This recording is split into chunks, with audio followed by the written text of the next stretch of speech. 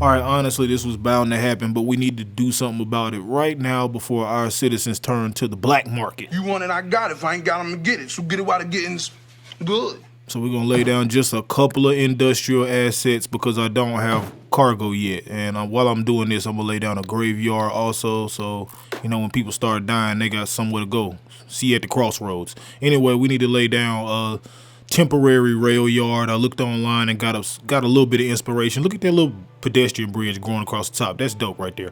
I'm going to lay down this cargo strip. Spoiler alert, it ends up not functioning. I think I said something about that in the first episode. One of the hardest things about the train start is every asset doesn't work. Like, I want to use this little strip so I can decorate my own cargo rail yard layout, but it acts funny. I end up having to swap it out. Like, even calling it a rail yard is me using that term real loosely because me looking it up online, it's supposed to be like a lot bigger, a lot more containers, and just a million tracks. I seen one thing online, it's like 100 tracks or something. Man, we're not doing all that, but we want to make something nice and micro. Throwing in this United Warehouse asset. I thought I was being really clever with this little entrance and exit that I'm trying to build to get to the actual cargo spawn points. It ends up not working. Like, so much of this is crazy, but let's just lay out the network. Nothing crazy, just something quick. Bam, like that. And let's drag our assets back into little spots they were in. Add our water back. Recycling center. And we actually gonna detail up this little bus depot right here. I'm definitely in no rush to try to fill up every single block with industrial assets. And like, this block is funny shaped anyway, so I might as well just turn it into like a parking lot, extend it out, leave some of the pavement exposed so we can use some decals and stuff. And it'll be like a place where the bus drivers can, maybe take a 10-minute break, or your bus is broke down or is disused, or maybe you just need to sweep all them hot Cheeto bags and gum wrappers off of there. Like, why is it always Cheeto bags on the bus? I don't know, man, but now you got a place where you can come clean all that stuff up, get your bus serviced. I need to service that parking lot really, but we ain't gonna talk about that. Right here in between our bus depot and our cargo station, we do need some parking. I've been trying to add a little bit more parking than I normally would with my cities as I go, just to kind of make it feel a little more, and I'm putting this in air quotes, realistic, because let's be honest, I got pine trees and crocodiles in this city. Like, where is this place? This place is Asgard, Narnia, Mordor. We don't know. We're gonna keep using our props though. And look at this van, boy. That ain't nothing but an Airbnb for some dope fiends. You smoke crack, don't you? Like, somebody should call a city and get this stuff hauled away. It's an eyesore and it's low-key a hazard, but we like the way it look. And we're gonna add one of these trailers right here, and we're gonna put some graffiti on it. Somebody definitely came through and tagged this whole situation up. And like I said, the city should come out and clean up this stuff, man. It's a hazard and it's an eyesore, but they actually got bigger problems right now because we waited forever for some goods and they never showed up. So, we got to switch out this station. And like, almost as soon as I did, like the minute I did, train showed up. So at least that's handled and out of the way. That's one problem that we don't have to deal with. People have goods.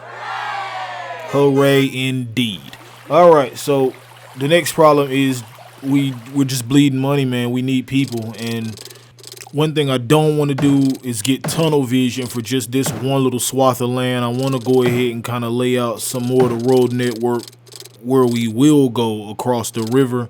Across this river will be more of a built-up, really, really small kind of town center. I don't even want to use the word downtown, but, center of commerce. But I kind of want to get a feel for how the roads will flow out of this area. And I'll take some of these trees off this bridge just for my own personal OCD. And y'all know I got that OCD. I got that good OCD like your mama used to make. Anyway, we're going to use a mixture of houses, some uptowns, some of those university or college park assets. Matter of fact, let's speed some of this up. Check me out.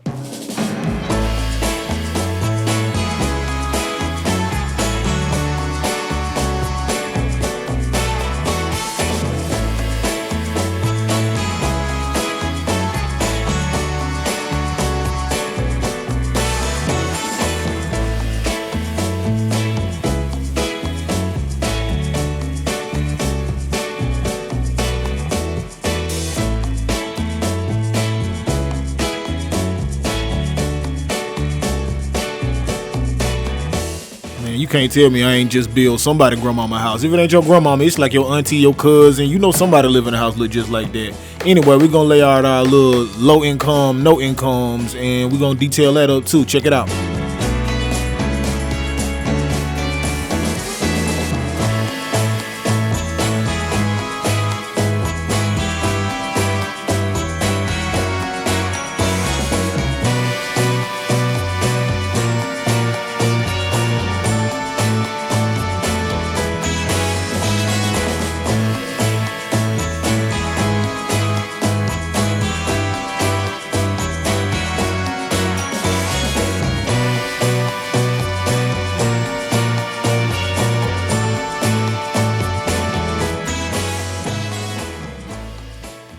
As I finish laying down my prop game quite flat, like that street couch right there, that's so hard.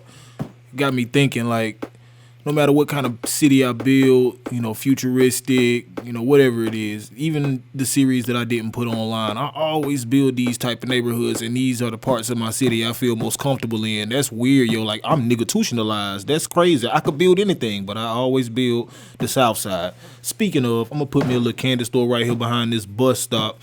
You can definitely pop in at 4 o'clock in the morning and buy you just one cigarette. They got that for you. We're going to make sure our bus line is running past all these houses so people can jump on that public transport. And yeah, now we got folks moving in. As I was looking around, I seen a little spot, and I'm like, yo, I need to put like a little grill right there, man. So I went, you know, using Find It, trying to check out the vanilla grills, the stuff that comes with the game, and I'm like, yo, this don't match. This that mid-century modern joint. This look like Marvin Martian. This is like fake-ass Mysterio right here. You're the fake. So I found some on the workshop that definitely fit the area, and I'm going to use this one right here. It's like they even got stuff on the grill, man. You can definitely come through. They selling plates. They got fish plates, hamburgers, hot dogs, baked beans, all that. And I'm going to go ahead and tell you now, ain't none of this gluten-free. Ain't none of it free range. It definitely ain't organic. This ain't Whole Foods. This is soul food, bars. Anyway, that pretty much wraps it up for the episode. Like I said, I'm not finna let YouTube try to tell me how long to make my videos. I ain't trying to make a long video. I'm trying to make a strong video. Here we go.